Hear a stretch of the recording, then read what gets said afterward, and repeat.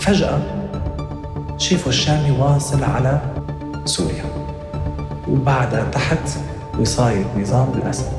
احكي لي شو صار. هذا أكثر موضوع حساس وتجنبت أحكي فيه، لأنه مثل اللي عم يلعب بالنار. شاب معارض كل حياته هو وعائلته، وعتفكر نزلت على سوريا وما بيعرفوني معارض لإلهم، وعتفكر إنه أنا عم بنزل على سوريا مش عارف إنه في احتمال إني موت جوا. أنا نازل لأنه ما عندي حال، بيئتي خطر عليهم، فطبيعي يكون هن خطر علي. وحصلت الموضوع لما إجاني طلب منه من طريق فنان لبناني، دق قال لي الرئاسة السورية بدها إياك.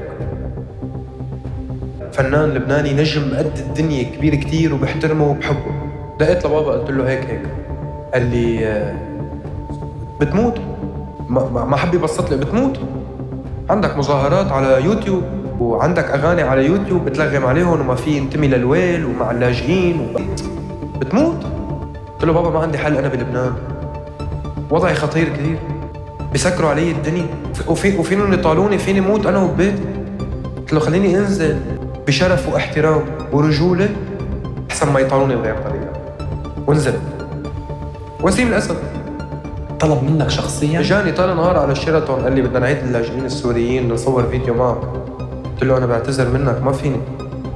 هيدي مش لحظة عابرة، أنا بس خبرك شو صار. واقف بوجه وسيم الأسد عم بقول له أنا بعتذر منك، ما فيني.